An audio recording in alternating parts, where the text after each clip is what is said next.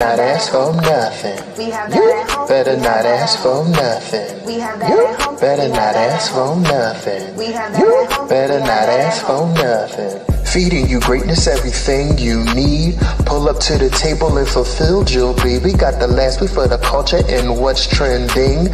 Foolishness and friends, everything in between. But y'all not listening when we say don't ask for nothing. Whatever you need, everything, all things, you'll be fulfilled right here. Tune in, turn up.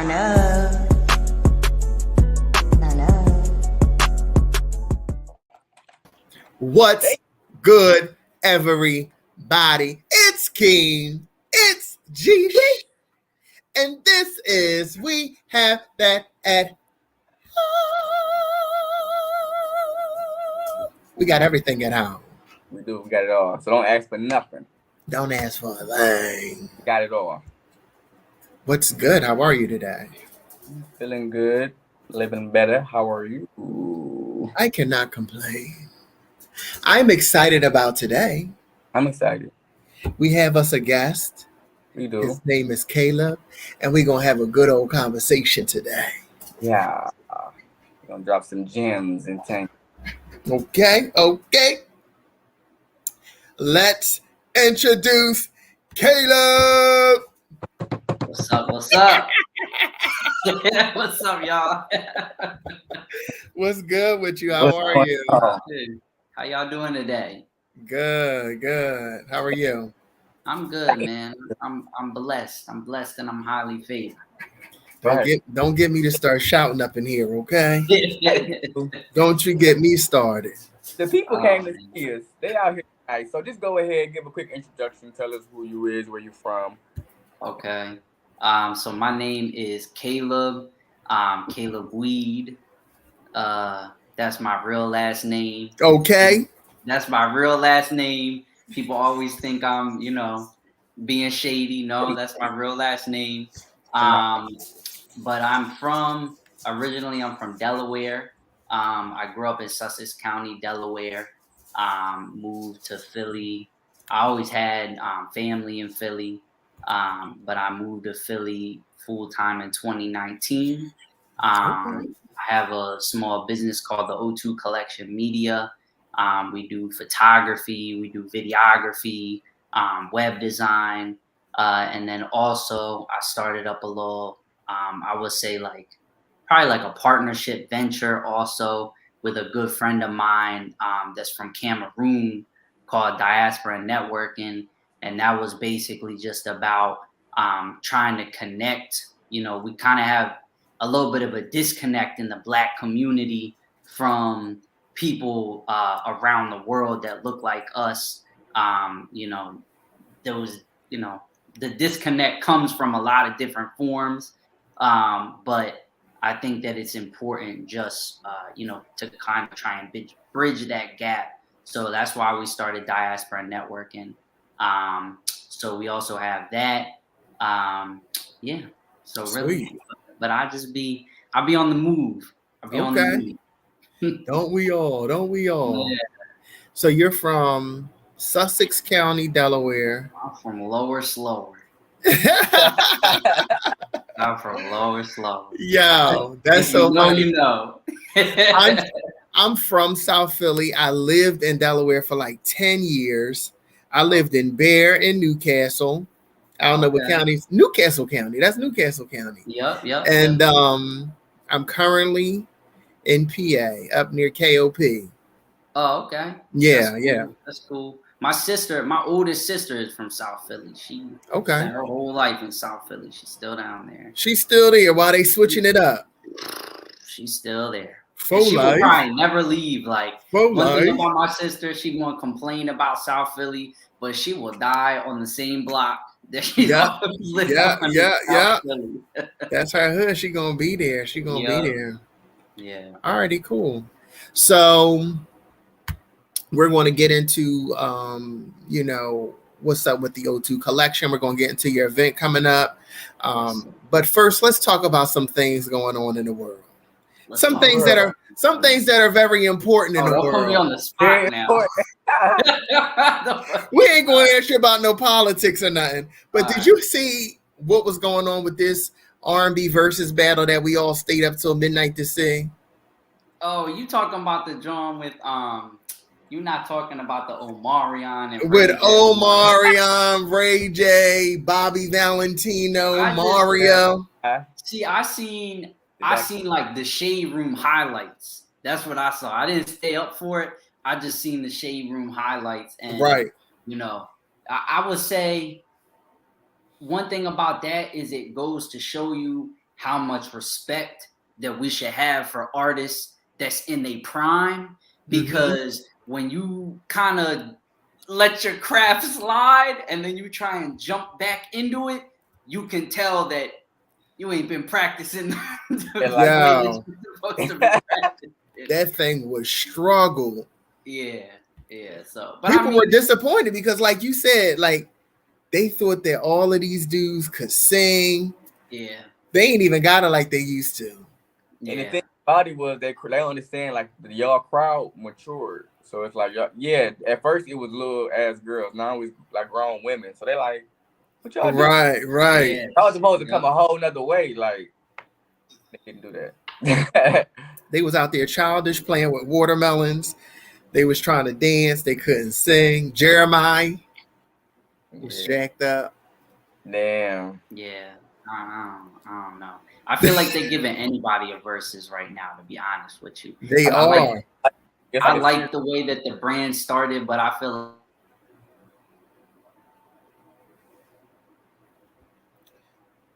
it's a struggle right now. We lagging. Well, at least they catch you slipping.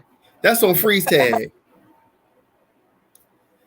What did you seen? I was more of a highlighter too. I seen enough of it. When I seen the times, I knew that I wouldn't be there. Yeah, I don't be up like that no more. I knew that I wouldn't have my life together for that. I'm a couple years off of Unkmo mode. Like I ain't TV shows. I catch it on what mode? Unkmo. Like like dirt. That's hilarious. That's what I thought you said. We got our brother Caleb back. We got him back. Okay, there we go. What up? What's up, everybody? Yeah.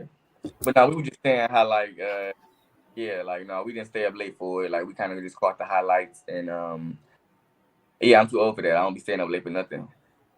I got stuff to do in the morning. Nah, I got work at this point. Yeah, that's what they people understand. Like I need structure. I strive off structure. Yeah, the memes. Hey, Camille. You miss Camille. No, I miss Camille. I love Camille.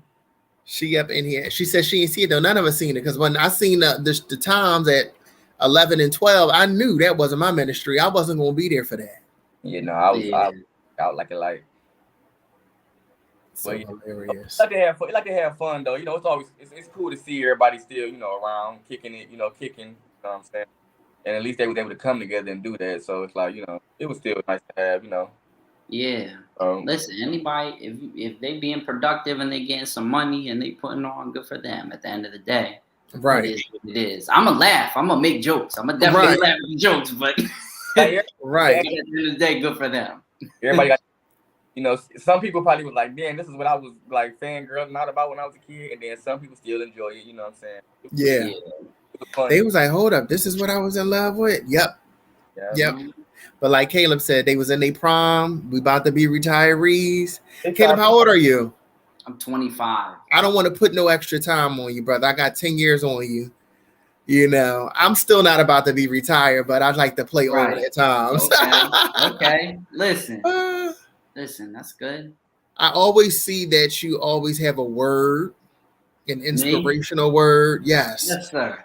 So what's your big picture for when you're always trying to offer that word out to the world and the community?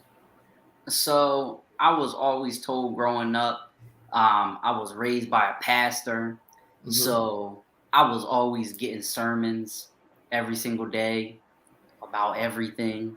But I think that I just naturally grew up with, just as a desire to talk all the time. Okay. Honestly, to the detriment of people around me. Like my girlfriend is an Aquarius. She kind of needs like her own personal space and her own, her own space sometimes. Right. And I'm just constantly I want to communicate about every single little thing. Right. But that's how I am. So that's what I love about myself. So I've always, since the time I jumped on social media, because I got old videos of talking that I just done took them down because I don't know what I was talking about. They go back through like, never mind. Yeah.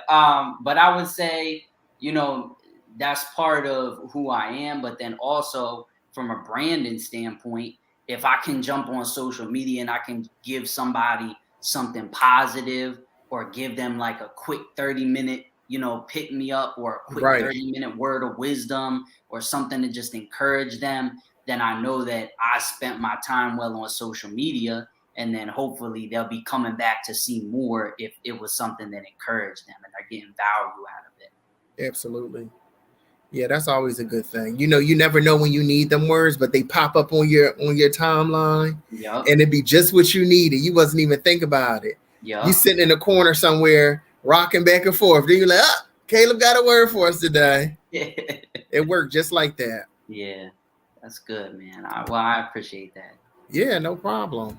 So once they typing it in, now it's on the algorithm. So now they don't. Exactly. Bless you. It ain't COVID, right? No, it ain't the vid. Just allergies. Just allergies. No, I'll be at work and people will say like, "Oh, I seen you pop up on my Explore page." I'm like, okay, well, I guess it's working. There you go. You getting it. Yeah. What got you started in social media? Is social media, I don't know what to call it, media? Like, what do you? Yeah, I would just say media. So okay, I went coming right out. Like I said, my dad was a pastor, so I always grew up like, jump on the slideshow, run the soundboard. Mm-hmm. We need you to take the pictures of this, this ladies event. We need you to make us a graphic for the bulletin. So, that was kind of something that put me in the realm of wanting to do media. But then also when I started, got into high school and went to college, I only went to college for one semester. Didn't we all? But my major, was multimedia while I was there. And then honestly, I just got a job working, doing graphic design, which just turned into a job being on a video camera. And then I just kind of took that and rolled it into wanting to start my own thing. Sweet. I went to high school for graphic communications, but I didn't stick with it once I got out. But I liked it. It was cool. It's good. And one thing that I say is like, especially as entrepreneurs like us, whether we have a podcast or a small business or what have you, when you know how to do some of those things, making a logo, editing your videos, being a little bit tech savvy, that's something that now you can put it in your back pocket and you don't have to go pay somebody every single time, because paying for every single technical thing is going to get mad expensive as an entrepreneur.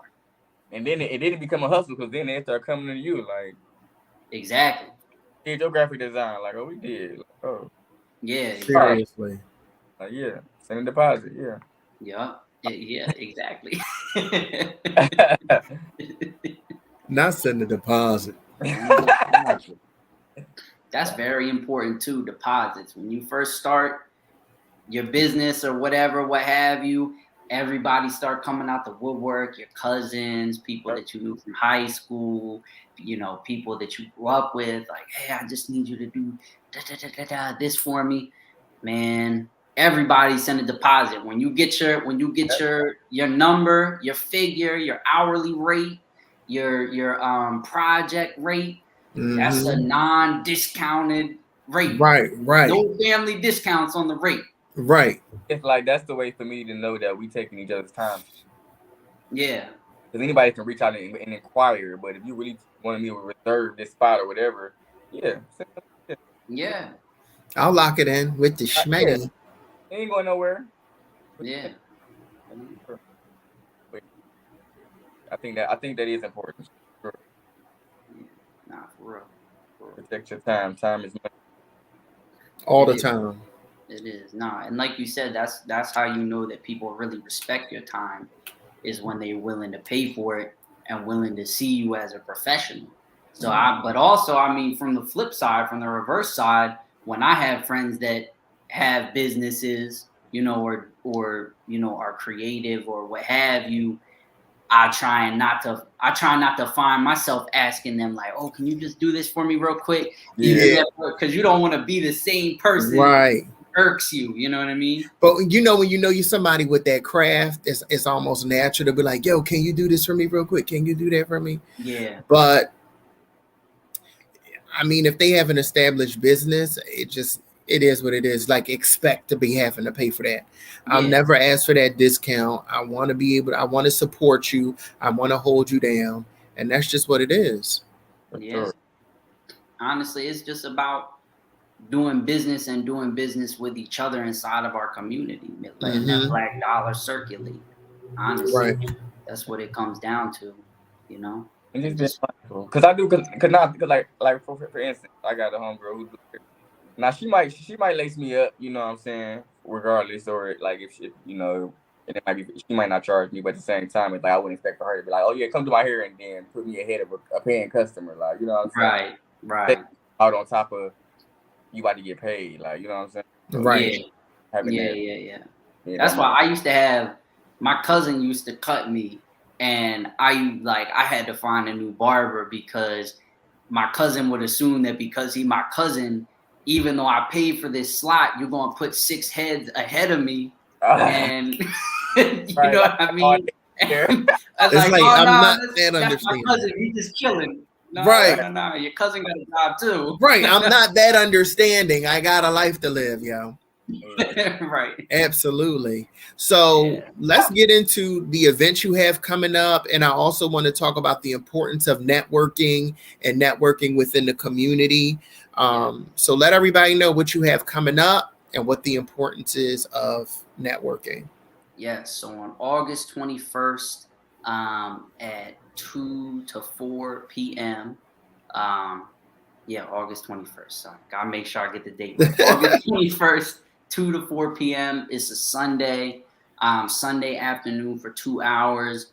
The venue is Coffee, Cream, and Dreams Coffee Shop. I don't know if y'all been there. It's right on 15th and Fairmount. But it's a great coffee shop, Black owned. Miss Sonia and Miss Stephanie, they're dope. I've done business with them a bunch of times before.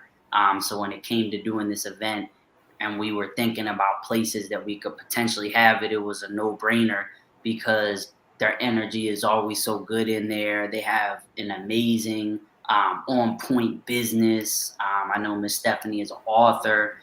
So just 2 amazing Black women entrepreneurs. It was awesome. It was a no-brainer to try and do their space for the event. And honestly, shout out to them because when I came to them with this idea, they were like, nah, the door's open. Like the door's open. So honestly, that's a microcosm of what the whole event is about. Cause it's not necessarily like a farmer's market. Like everybody come put a table up, sell your merch. We're going to have everybody come. It's not that type of event. It's the type of event where you're going to come, you're going to network with other people around you, because I truly believe that in the Black community, we're each other's greatest resource. You know, we need resources. We need money. We need, actual resources. But the most tangible resource that I think we have is each other.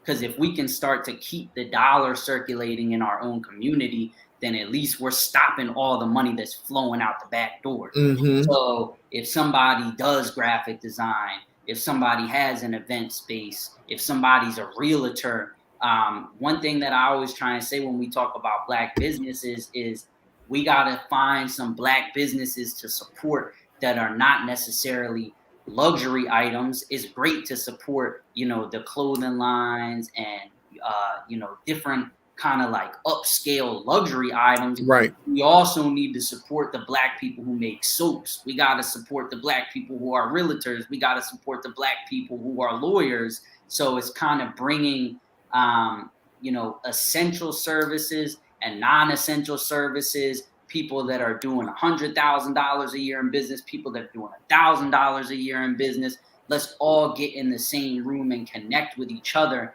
because I know that at the end of the day, we can use each other as a resource. And that's not something, you know, once you make a solid connection, that could be a connection that could last you for the rest of your life.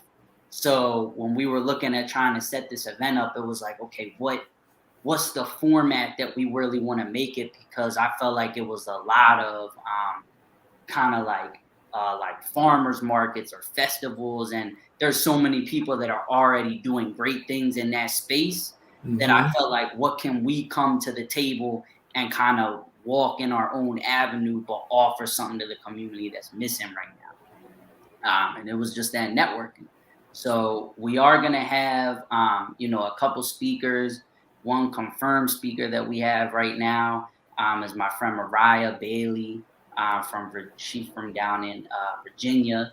She has an app called Black American Market.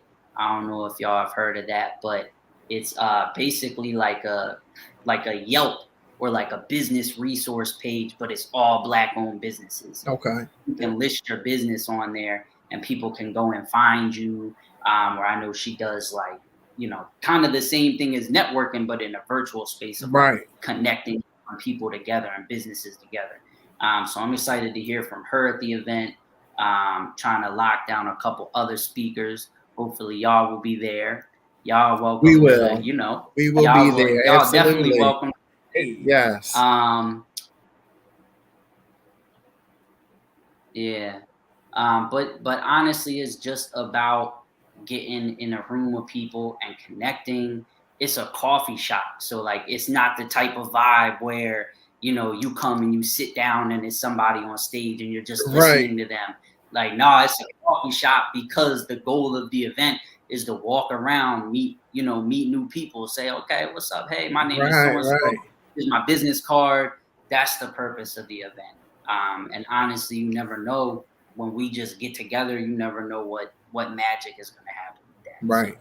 Because we magic anyway.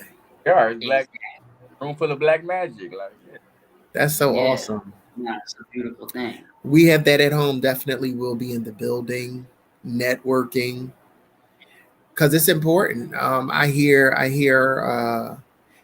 stuff all the time about creating the Black dollar, keeping the Black dollar within the community, us working together, the challenges we face every day, trying to build each other up, trying to build these businesses. You know, there's a lot of wealth talk that we see nowadays on social media and everywhere around the world. So events like this make it happen. You know what I mean? So you're presenting a great opportunity to a lot of people. Yeah, absolutely. Like, and I think that's an amazing thing, and it shows. Oh, go ahead. I hear you. Sorry, my Wi-Fi kind of messing up. Can y'all still hear me? Yeah. Yeah. Right, Camille, you coming, Camille? Camille, the networking queen. She gonna be there.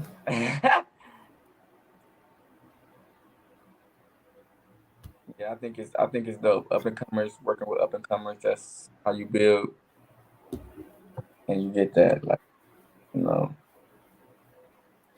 We are a family. You good? Dang, lose y'all. All right, here we go.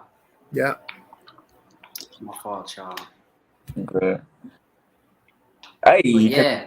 We'll put everything on the page, and get them to your page, so then that way everybody knows how to get the tickets. In advance, they're $10 a ticket. At the door is $15 a ticket.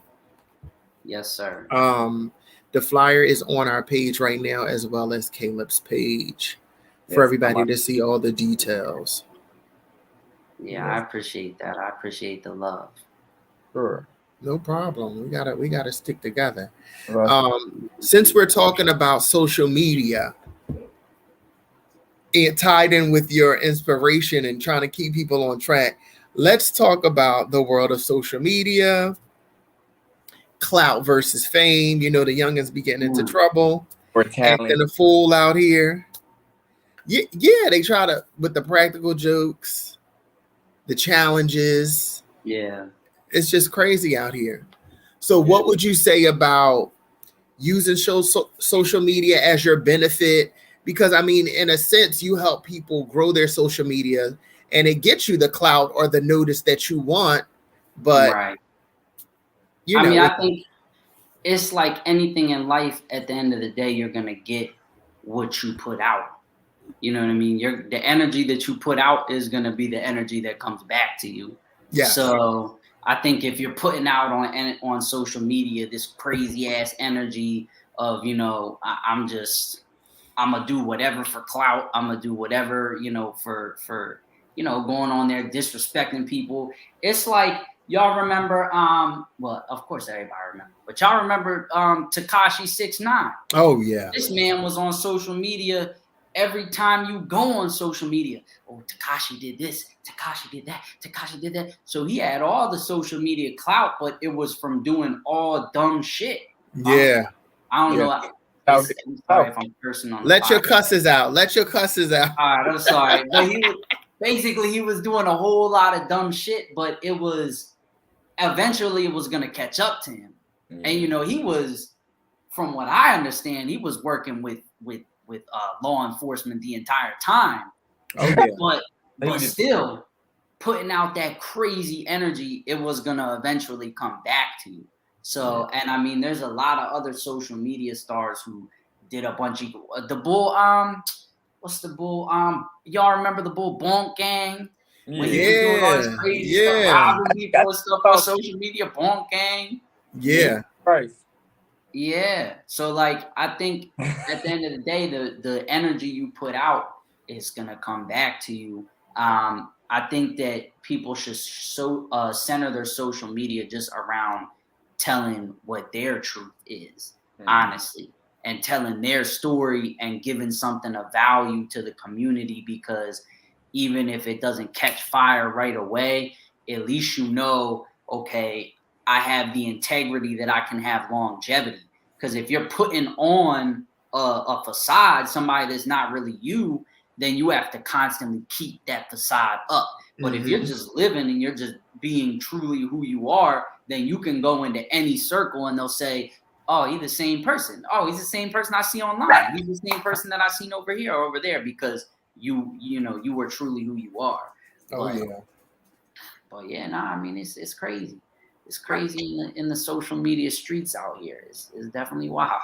It's wild out here. Hard because it's like, in our time, we still had people that like we always say was like inaccessible to a point. Outside of like the magazines or like, you know what I'm saying, war shows, you really didn't have that much access to that. But it was more of a like, now it's like every little thing they do, and then like we in this world where we make a joke out of everything. Like, yeah. You can't really be that serious, because no matter how serious you take them, I could think of a meme coming to my head while you on stage, like. Right. Nah, that's real talk.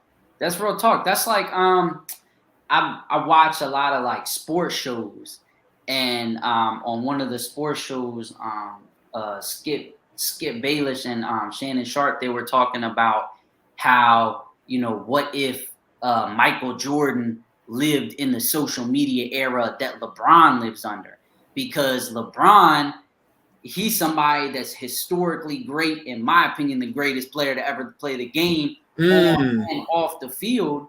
But because we live in a social media era, people scrutinize every little thing that LeBron does. Whereas Michael Jordan was just wild, and Michael Jordan was going off and turning up on game nights, going to the casino, betting on sports games that he was involved in. Like, Michael Jordan was wild, and he said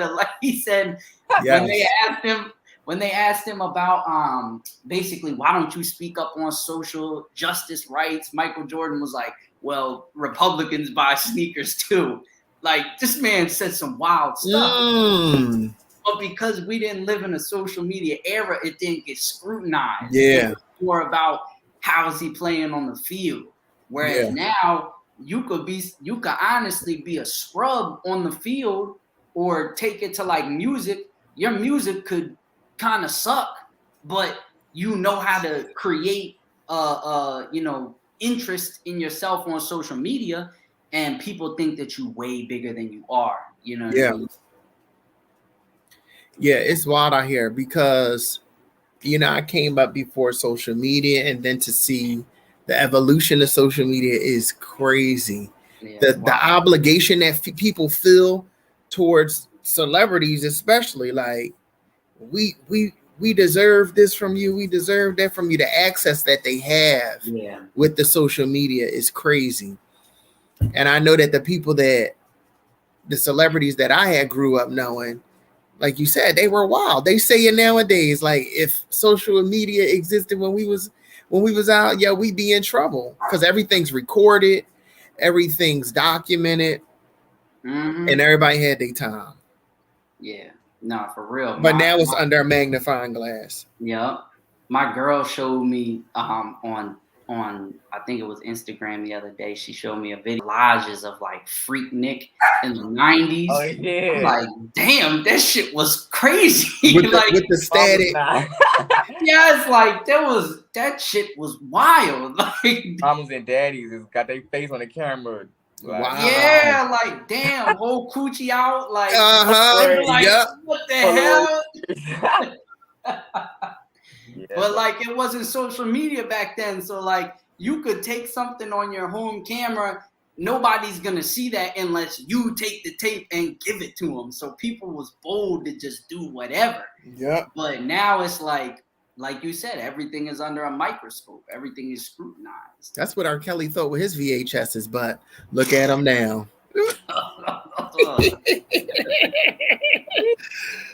He kept it going into the social media era. That's crazy. That's crazy. Did y'all watch the EEeeE? The awards. I seen the highlights. Yeah, I seen that. You know, Caleb's a busy man. He ain't sitting there watching TV. It ain't even that. I just got basic cable. That. Oh, basic, don't it? Or is it? You should be getting 3, 6, 10 in BET. I know. I didn't watch the whole thing. I seen pieces of it. Yeah. I gotta watch the Diddy portion. They said he did really good with it. Nah, Diddy turned up. Yeah. I didn't watch Diddy's. Diddy did his thing. And then Chloe Bailey. I see Chloe Bailey. Yo, she's mad talented. Oh, she performed? She gets it. She performed, yo. She's mad talented. Yeah, both of them, they both out cold for real. Yeah, Chloe killed it. She do that Matrix and all that other craziness and still be singing in that microphone. Yup. It ain't many like her or her sister with them voices. Yeah. They're good. No, it's really not. And she looks really good. Okay. But no, I don't know why. And see, I feel like people, I don't know what the like what's the word I'm looking for? Like controversy is about her. Because I always see online like, oh, Chloe Bailey did this, what does she be doing? Like I don't they thought she was cute and quiet and she ain't. Yeah. But I don't see a problem with it. Like what I don't see a problem. Well, that's because we're rational people. Like people who not rational be like, oh my God, she has on a skirt with a split in it. Like right. So I think it just be like that, but I think I like that she's talented, so I'm here for that. As long as you could drop a song, hit a note, and do a boom boom cat, I'm a watch. That's what it is. I like that. What's his name? I like that Jack Harlow brought out Brandy. I did like that. That was a highlight. That was a highlight. Yeah, that was cool. That was cool because I remember originally she had like dissed him or something. Yeah, they've been dogging him. They've been dogging him because he's white and rapping, and then they were dogging him because he didn't know Brandy was Ray J. I don't think he knew. Did he know who Brandy was? You know they was related. He didn't know Brandy and Ray J was related. She came out with the diss track on his song. Yeah. And, you know, people had different things. EEeeEE was like, how you a rapper and don't know this culture and that culture. But we have to realize the people we grew up with, these newbies don't know. It's a whole different generation. Like, they kids. It's a different generation. It's a different generation, honestly. Like, we don't know. I mean, for us, a lot of our people are still out, but the kids don't know. You probably barely know Brand. You know what I'm saying? Yeah. And that goes for somebody as big as Beyonce or Destiny's Child. Like, they don't know these people. Yeah. I be talking to people like, you don't know who Janet and I was with my friend the other day. 2000. Like, we in a world where people they were born in 2000. In 2000. Right. They're years old. They don't know nothing of that. Yeah. My niece is 22. And every time she say something about her birthday, and she said, "Oh, I'm born in 2000, and you out here drinking and carrying on," and like, I kind of agree with Camille though, because it's like, how you gonna be a hip hop artist? You know, you cannot. To qualify for a hip hop artist, you don't need to know everything. Well, Brandy ain't even hip hop, so it don't matter. But I don't feel like you need to know all your musical history to be a musician. That's true. The example I'm going to use, which I mean could go either way, was the City Girls came out with "I'll Take Your Man," which was off of Salt and Pepper. They didn't even know who Salt and Pepper was when they did the interview. Right. But that's crazy. Salt and Pepper is way before them, but it is crazy for us because we know them. But if somebody handing you a beat, you ain't necessarily going to go down like, let me do the research and the history on. But you should though, because like any other job, you have to do the research. So like me, I wouldn't touch a song or a sample and I don't know what the sample is or where it came from, because then obviously I'm gonna get asked about it. Or like, you know, I don't know, but that's just me. But it's different ways to approach being creative. But I feel like you should know that's basic knowledge. Why would you song or rap over a song and I know that? It's not basic knowledge. If you go in the studio and they be like, "Here go a song." You should do your research though. Like, it's a song and a sample. So why when you know who the sample is, most times, really respectfully, you're supposed to get that sample cleared by said artist. So why would? But I don't think it was a Ray J sample though. No, not that. I ain't putting the cape on for Jack Harlow. But I didn't think it was a Ray. I'm talking about for the start thing. Like, if you get a sample, for the Salt and Pepper joint. Oh yeah. You're really supposed to get it cleared by the artist. So it's like, I feel that. But those girls aren't even real musicians. But Young Miami don't be writing. JT write her ass off. But that's what I'm saying. Like, they're not real musicians like that. JT writes, Miami don't. But if you go into a studio with a producer, they just giving you a track. It ain't, hey, this is a sample from such and such, and you just hear a dope beat, especially if you 12. Yeah. It's like, oh, this is hot. Let me make this happen. Yeah. That's true. Speaking of Young Miami, if you don't drop a little track, know what's going on. I feel you. Did y'all see the drawing with Young Miami holding up the sign? Like Go Poppy or something like that? This nigga got up there and said, "I just want to thank Cassie for holding me down through the dark times." I say, yo, they wild. That's crazy. That's crazy. They wild out here. She said, "Hold down who hold you down." As like, he ain't holding you down. He was like, "Thank you, Cassie." She a whole married mother of two now. Andy released a song about her. Yeah, I didn't hear the song. He just put a song out with Bryson Tiller about Cassie. Right. He didn't win drag. Bryson. I feel like sometimes that's for clout, though. Sometimes I feel like maybe it was real, but at the same time, I feel like maybe it was for because people. I feel like he be picking and poking. Yeah. They know how to. They know how to get our attention or get us talking. That's all. Yeah. But at the same time, I don't think Young Miami would play herself like that, because that's against her whole brand. Her whole brand is like City Girls. You know, I'm basically, I could give an F about these dudes. Right. I'm playing dudes. Nah. Initially, people was rooting for her as the City Girl, but now she's showing that she's damn near in love. And people are like, "You're dumb. What are you doing? How come?" And it's because that image she portray. So they don't want to see her falling in love. They don't want to see the City Girl in love. Yeah. Well, but I mean, that honestly, That's why I feel like you gotta just live your life though, because people, it don't matter what you do, people are gonna have something to say about it. Oh yeah. You're either gonna piss people off on one side or the other side. Like I remember when the stereotype about Drake used to be like, he a soft ass nigga, da da da da. Like, you know, he just makes this soft ass music for females. He a R&B singer. He don't really rap like that. Then Drake came out, just rap album, hit him with you know, crazy anthems in the hip hop scene. Then he switched up and went to some R&B stuff, some, you know, Euro R&B stuff, and now people hating. They don't like it. And the thing is, I feel like we just had this conversation last week. He's always been versatile. And I feel like him singing on these new tracks ain't no different from what we had heard. Yeah. I think that it's the fact that every single track is all just vocals. Yeah. Auto-tune. I think it was like when it was just like the passion fruit, and then he followed up the passion fruit with you know, when he followed it up with that, okay, people was rocking with it. But when it was all the passion fruit vibe, people ain't fuck. I mean, I fuck with it. I've been listening to it. I've been playing it. Jeesh, I've been playing it, Jeesh. I've been playing it.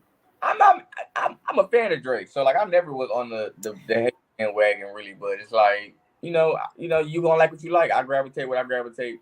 You know, like, you know, so everything Drake drop ain't for me, but generally Drake know what he doing, and I feel like I was really like, I don't want to see nobody dancing. Like, okay, we all know when it come out, and every album can't be digested after one listen. Like a lot of people who is criticized and don't have the credentials to criticize, like give it a listen to it a couple times. Like listen to it in the summertime. Listen to it when you live in that life, when you out of town or you on the boat or you know what I'm saying, not in the basement.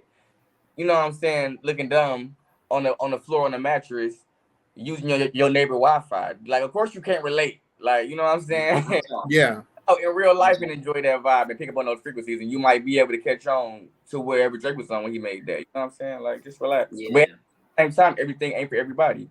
So it's like, right. He literally came out with an album that's not a hip hop album, and everybody's up in arms comparing it to hip hop. And I'm like, this dude makes all types of music, like, and y'all acting a fool. They had interviewed Irv Gotti. He was like, "This is horrible to hip hop. I gotta go find some more raw artists." Hip hop, and everybody like, but it's not a hip hop album, right? Y'all putting that on him, but it clearly he went in another direction, right? Yeah, that wasn't hip hop. Nah, I feel like it was. So, are you discovering music? You did more than hip hop. Or you just want to be closed-minded because it's drinking. You feel like you should only be doing one type of thing. Being like in the box, like they might be a rapper or might drop a hip hop album, but that's not like y'all forgot before he was even doing music. We saw him as an actor, right? Yeah, a Canadian actor on the ground, right? Y'all forget, like, so it's like, and I think that sudden he's like, oh, he got to be the face of hip hop, like he did, on something else.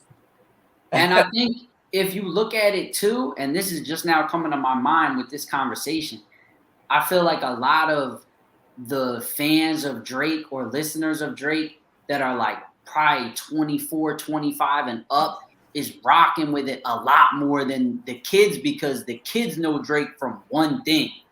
But we remember Drake hits from way back. You know what I mean? We remember, you know what I mean? Because Drake had that kind of like Jamaican, you know, like Caribbean, the island Caribbean, like R&B sound. Drake has always had that as an undertone in his music. Yeah, I said I haven't listened since the first album. Who said that? I said that. Oh, you said you haven't listened since the first album. Like I know the singles. And I know, you know, what's popular, but I haven't listened to any albums front to back since the first song. You said that last week that you Just which one? The first one, like the mixtape, or like no, the first drawing with Young Money. No, you talking about the one with him and he had Alicia Keys and Jay-Z, Fireworks, all that, right? No. So Far Gone? So Far Gone? You definitely what? No, I'm gonna find it. That's because that had the Alicia Keys one. That had Shut It Down with the Dream. Yeah. Mm-mm. So what album you talking about, Stream? Oh, So Far Gone. Oh, I think I only listened to Thank Me Later. Or I'm thinking Thank Me Later. That's the one that we talking about is Thank Me Later. So Far Gone had the Oh You Fancy, huh? Oh You Fancy, huh? That one, Best I Ever Had. All that was on So Far. Oh, did I ever listen to this, John? Well, he had Bun B on, but I think that was So Far Gone. Yeah, but yup. I might have listened to some of this.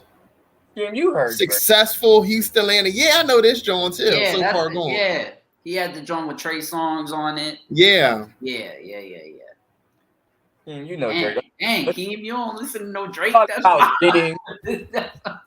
never gonna say that again out my mouth. I'm never gonna say it again out my mouth.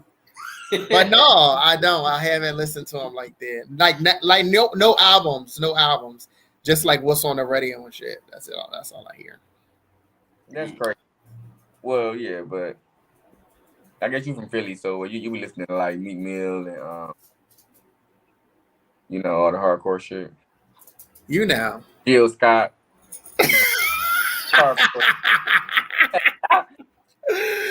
Jelly from Philly. We love Jill. That's hilarious. Geez, where you from? You sound like you got like a down south accent. No, I'm from Detroit. Oh, are you from Detroit? Okay. Detroit. And my grandpa, they from Alabama, but no, I'm from. Oh, that's what it is. Come on, Alabama. That's what it is. Philly or Delaware? Man, I'm gonna have to go. That's a hard question because I I grew up going to the beach and like going to the state park. So I feel like Delaware has a lot more like nature vibes. But at the same time, like if you want to get money, if you want to be in the mix, I'm going with Philly. Right. Yeah. Because especially where I grew up in Delaware, like it ain't nothing. Yeah, you was out in the boonies. I was out in the boonies, yeah. So and where I'm from is Ellendale, Delaware, too, which is like the boonies of the boonies. It's like I've never heard of that. Yeah, it's like don't nobody really know Ellendale unless they're from Sussex County, Delaware. So it was like when I moved to Philly, it was like a big switch, but it was. So you like that city living? Yeah, it's cool. Okay. It's cool, at least for now. Eventually, I want to move to Texas. Okay. Eventually. I feel like that's just my vibe. I don't really like the cold like that. Yeah, I was about to say hot and bugs. Yeah. In country. Yep. But I feel like I want to go to Houston. I feel like, I'm going to visit there because I've never been to Houston, but just on social media, I feel like I just went to Houston, and I think it's gonna be your vibe. The way that they was popping it to Melodies from Heaven over the brunch, hotcakes and stuff. They was getting it. They was getting it. Nah, that's definitely. And I got a lot of family in Atlanta too, because I grew up in Delaware, Philly, and Atlanta. So I've kind of always had like a southern vibe. Sweet. I felt the same way. I love a wooded area. I love a good quiet. So you can get that out there. You can get you a good old estate for cheap. Yeah, because be living the dream. Because I live in Strawberry Mansion now. Like this is not Delaware. This is not Delaware. It is not at all. It is not at all. It's busy out there. It's busy. Yeah. But we all trying to be safe out here in the world because you could be getting the hot chocolate and stuff go left. Yeah. So it's crazy. It's sad. And I feel like with the pandemic and everything, when everybody was getting the PUA checks, everybody was getting the stimulus, like everybody thought that shit was sweet. And I kept saying like, yo, in like a year, 2 years, when all this money stopped flowing, and stuff start getting real bad, it's about to get real spooky out here. And definitely has. It definitely has. Yeah, but they gotta live and learn. Everybody know me. You can't play with the government. They ain't coming for theirs. None of that. Like, you know, you can't play with PPPs and all that. They don't get their money one way or another. And then, One way or another, they crazy out here. Good. Like, somebody got to be poor. Somebody got to be struggling. Hold on. That was just how that's like. Everybody was just eating too good. They're like, no. It won't be me. Got to get these crab legs. You know, a breeding season, and they need a break. We got one word for you: gas. Gas. Like, hold on, sit y'all ass down. Gas is $10. For real. The guy years ago, he'd be like, the rent is too damn high. The rent is too. That's the thing for the gas now. Gas is too damn high. Yeah, gas is hitting some all-time highs.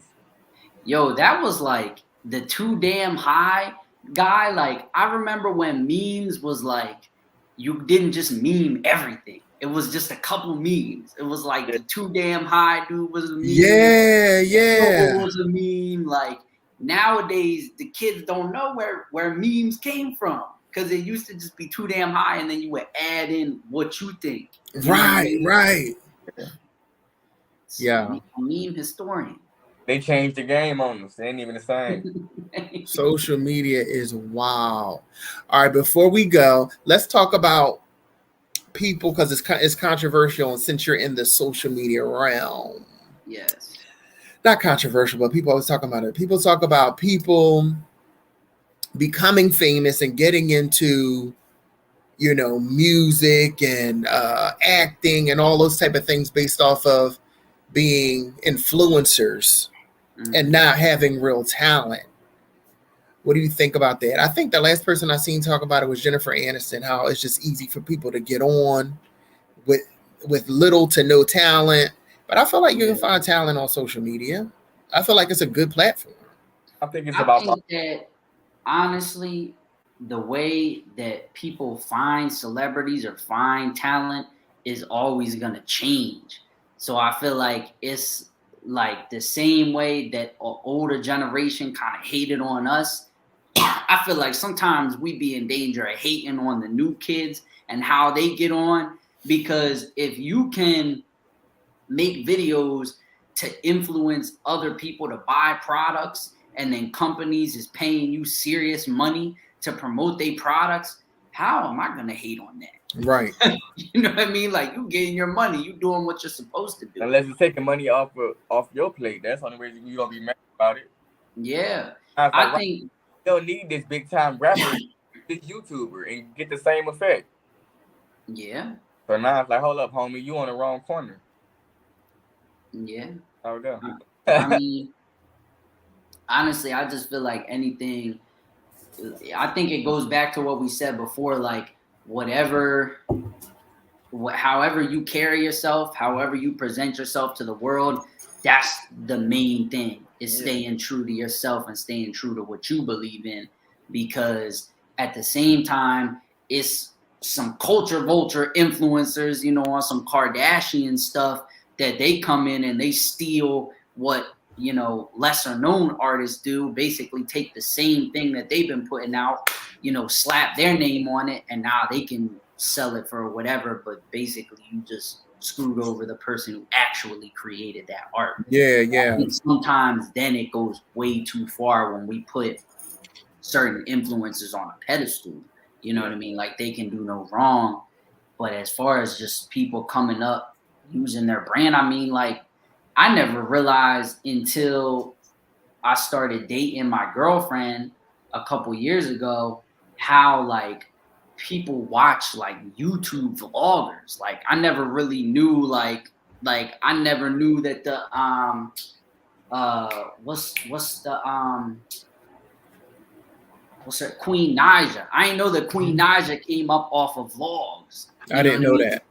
And people who watch these vlogs, it's all type of families that have, like, full TV shows on YouTube, and, like, they're YouTube influencers, but it's the same as if they would have had like a show on E, you know what I mean, or a show on BET or whatever, because they're in so many people's phones and so many televisions everywhere, Right. And I can't hate, like, that's the new avenue, because it used to be television, and then it used to be radio, then it was streaming, then it was Netflix. So like whatever new avenue people are using to get on, I can't hate it because the landscape is gonna always change.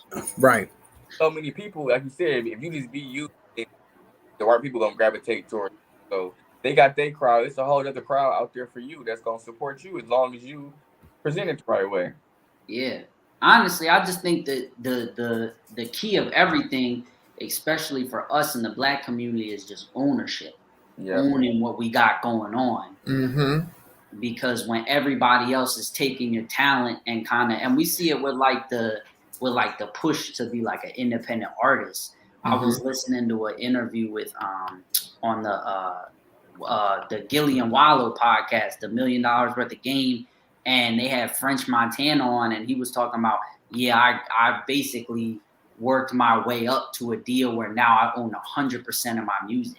Wow. Like the music going forward. And that's unheard of. Yeah. We think that when we put out our talent, other people are supposed to have their hand in it. Like we've been trained to think, oh, you could put out your music, but at the end of the day, you got to pay your manager. You gotta they got to take they cut back. It's basically like a loan.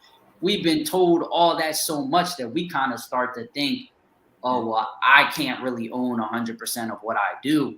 But let's say that you have 100,000 people. Let's just say it like this: if you make $100,000, but somebody else takes 70% of that money, you have $30,000.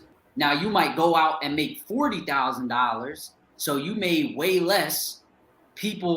Less people know you. You made less transactions, but if I get to keep 100% of my money, I still came up. Yeah. So it's people like Nipsey. Nipsey Hussle was eating way before everybody knew who Nipsey Hussle was. Nipsey Hussle was on the West Coast eating, had his clothing line, had his mixtape series. He was selling mixtapes for $100 for an actual CD with a number on it. So where you gotta pull up, you gotta get my CD. It's numbered, so you know that it's authentically yours. Wow. And people was pulling up at pop-up shops, paying Nipsey Hussle $100 for a CD, way before anybody listened to him on the radio. So I think it's just a mindset switch of ownership, honestly. Literally, and then that way you got control of it no matter what, because it might not stick. And if it's something that's authentic and good, if it don't hit right now, it may hit later, but it's still good. It's gonna eat regardless. Real talk. Yeah, that's been the conversation at Independence. So once it's there, it's there. So all you got to do is just put the work. Right people towards it, and there you go. Be consistent. Absolutely. Well, my brother Caleb, it was good having you on here. The convo was on point. Yes. Let people know one more time. They can see his username for Insta is at the bottom of the screen, where they can get their tickets, the date of the event.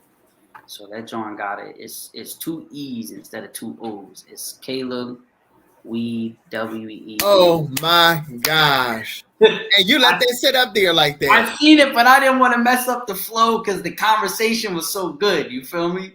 The conversation was so good. We're going to fix that though, but go ahead.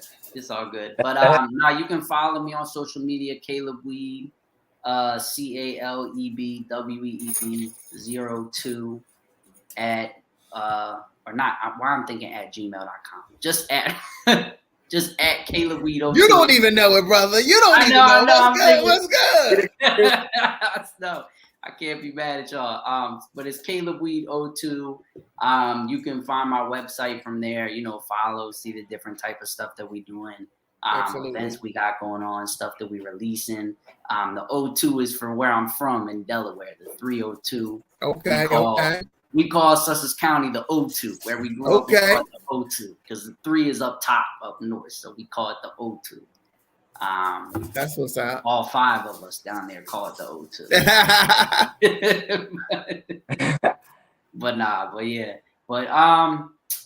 Thank you guys for having me on. It was a vibe, such a great conversation. I look forward to networking with y'all in the future. Anything you got going on, let me know if I can promote it. I'm always definitely here to show love and support because y'all have a dope platform. And thank you for letting me come on Because for me to just hit y'all in the DMs like, yo, let me come on and promote this event that I got going on, that's love. Yeah, that's absolutely. Love. Y'all will be like, nah, come on, let's come talk about it. It's for Black Absolutely. people, it's for the culture. All right, come on, come talk. Yeah, about it. That's love. We gotta be together. We gotta be one. Definitely. So absolutely, it was without a thought. Definitely. Until next time, we'll link up some way, somehow. Some way, somehow. All right. Peace out. All right, y'all. Peace.